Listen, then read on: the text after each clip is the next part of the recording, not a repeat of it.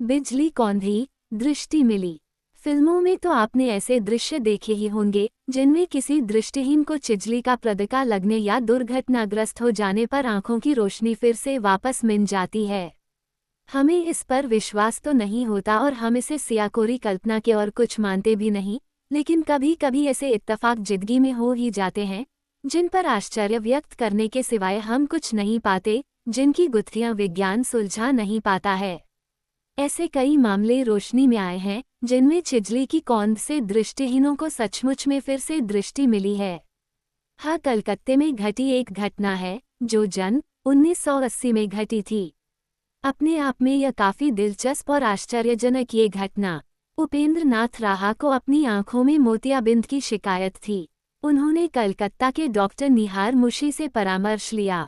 Doctor निहार मुंशी ने operation करके उनकी बाईं आंख का मोतियाबिंद निकाल दिया और उन्हें ये राय दी कि वह 6 महीने बाद दाईं आंख का भी ऑपरेशन करा ले, लेकिन उन्होंने ऐसा नहीं किया। कारण, वो अपनी दाएं आंख से +11 जोड़ 1:1 के लेंस से थोड़ा थोड़ा देख सकते थे। परिणामस्वरूप सन 1975 आते आते दाईं आंख का मोतियाबिंद भी कष्टदायी हो गया और उन्हें लेंस की मदद से भी दिखाई देना कम हो गया। वपांत तक उनके लिए दुनिया एकदम अंधेरी हो गई। फिर किसी ने उन्हें खास पौगिक मुद्रा का अभ्यास करने को कहा। उन्होंने अभ्यास करना शुरू कर दिया। काफी दिनों बाद उन्हें इस मुद्रा का अच्छा अभ्यास हो गया और वह इसी मुद्रा में घंटों बैठे रहने लगे। 7 जून 1980 की बात है। रात के 9 बजे श्री राहा अपने घर के बगीचे में यौगिक मुद्रा में बैठे थे कि उन्हें बिजली की तेज कड़क सुनाई पड़ी। अपने मस्तिष्क पर उन्होंने इसका जबरदस्त धक्का भी महसूस किया। 4-5 मिनट तक वे संज्ञा शून्य में पड़े रहे। फिर धीरे धीरे अपने को सामान्य महसूस किया। उठकर वे घर आए और रात्रि का भोजन करके सो गए। जब सुबह उठे तो पिछले कष्टभरे दिन गुजर चुके थे। अपने चारों तरफ का परिवेश उन्होंने रोशन पाया। जी हाँ, राहा महाशय अब ठीक ठाक देख सकते थे। सभी कक्ष पहचान सकते थे। अपने पलंग की चादर, कमरों की दीवारों तथा सूद पहने कपड़ों का रंगट पहचान लिया था उन्होंने। राहा को इस चमत्कार पर सहसा विश्वास नहीं हुआ। उन्होंने अपनी पत्नी को बुलाकर इस घटना के बारे में बताया। परिवार के किसी सदस्य को भी इस पर विश्वास नहीं हुआ, लेकिन चमत्कार तो हुआ ही था। राहा महाशय सभी कुछ ठीक ठाक देख सकते थे, लिहाजा चमत्कार पर भरोसा करना और खुश होना लाजिमी था, लेकिन इस चमत्कार पर सभी लोग संशाकत भी थे। उन्हें लगा कि यह चमत्कार अस्थायी है।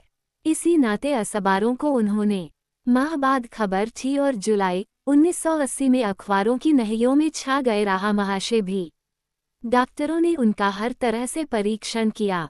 पाया गया कि वे नंगी आंखों किताब पढ़ सकते थे। रंगों की स्पष्ट पहचान भी करने की क्षमता उनमें आ गई थी। कम पौवा वाले लेंस से वह अखबार के महीन अक्षर भी पढ़ सकते थे। इतना ही नहीं, इस चमत्कार का सबसे आश्चर्यजनक पहलू तो ये था कि दाईं आंख के मोतियाबिंद के चिन्ह एकदम गायब हो चुके थे।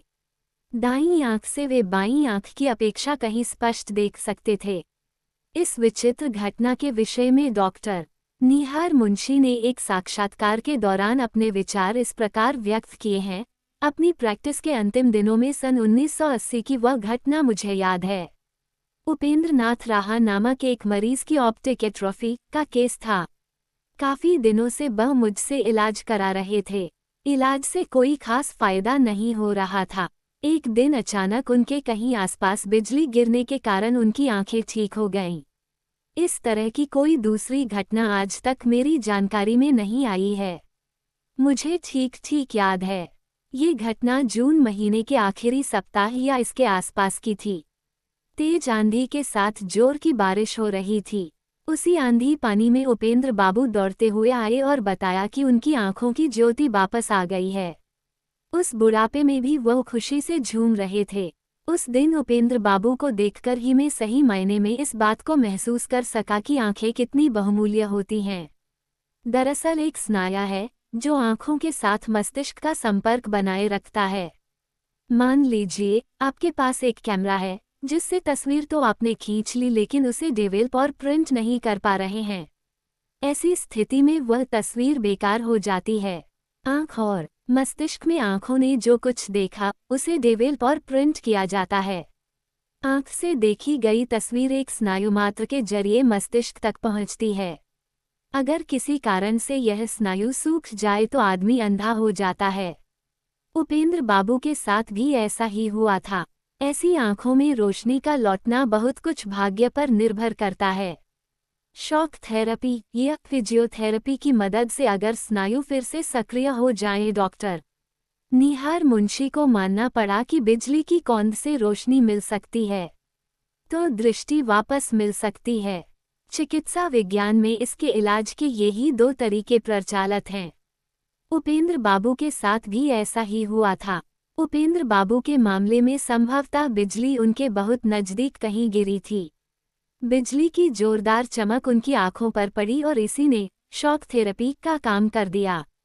मनाया अचानक सक्रिय हो गया और आंख तथा मस्तिष्क के बीच संपर्क फिर में कायम हो गया।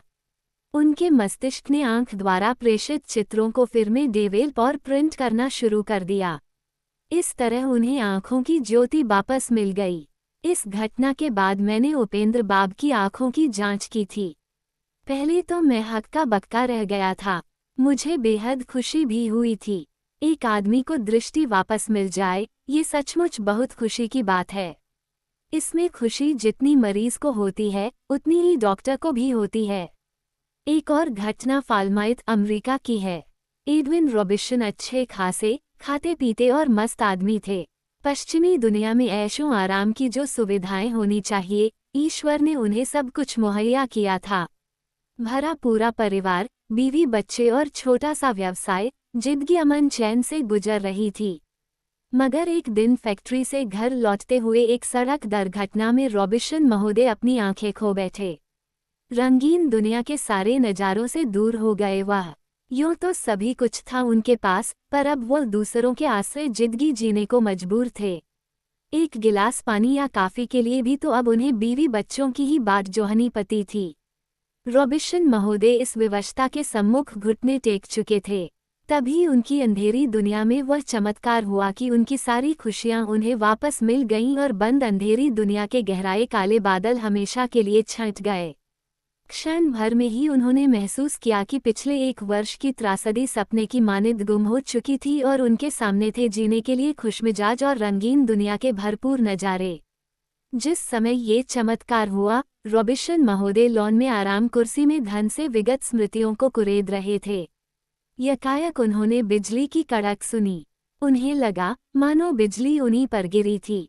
यकायक उनका पूरा शरीर झंझना उठा और थोड़ी देर बाद जब उनकी चेतना जागी तो नई दुनिया के सारे दरवाजे उनके लिए खुल चुके थे।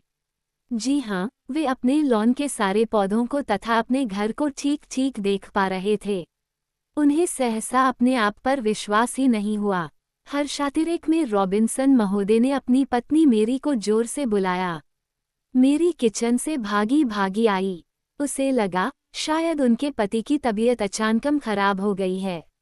रॉबिन्सन ने दौड़कर मेरी को बाहों में भर लिया और बोले, देखो मेरी ज्योति मुझे वापस मिल गई है। मैं अब तुम्हें देख सकता हूँ। तुम्हारे बाल, तुम्हारी अंगुलियां सिर्फ छह ही नहीं सकता, उन्हें निहार भी सकता हूँ। ओह मेरी, थैंक्स गॉड। आगे उनके मुंह से एक भी शब्द नहीं निकल सका। मारे खुशी के मेरी की आंखें सजल हो उठीं। उसने ईश्वर को धन्यवाद दिया और बच्चों को बुलाकर अपनी लौटी खुशियां बांटी। रॉबिन्सन और मेरी की यह खुशी अब मात्र व्यक्तिगत खुशी नहीं थी। घर से मोहल्ले और अखबारों तक पहुंचकर यह आम खबर बन गई थी। देखते ही देखते रॉबिन्सन को देखने आने वालों की भीड़ लग गई। चिट्ठियों तथा टेलीग्रामों के अंबार लग गए। दर्जनों अखबारों ने रॉबिन्सन का इंटरव्यू छापा। रातों रात रॉबिन्सन सितारे बन गए। टेलीविजन तक भी पीछे नहीं रहा। टेलीविजन पर रॉबिन्सन की भेंटवार्ता सारे देशवासियों ने देखी और इस चमत्कार पर विस्मित हुए बगैर न रह सके। अपने साक्षात्कार में रॉबिन्सन ने कहा, मुझे ऐसा महसूस होता है कि किसी ने मुझे अगले 50 सालों के लिए फिर से चार्ज कर दिया हो। इस घटना के बारे में भी डॉक्टरों की आम राय वही थी, अर्थात बिजली गिरने की आवाज के शॉक से रॉबिन्सन को फिर से रोशनी मिली थी।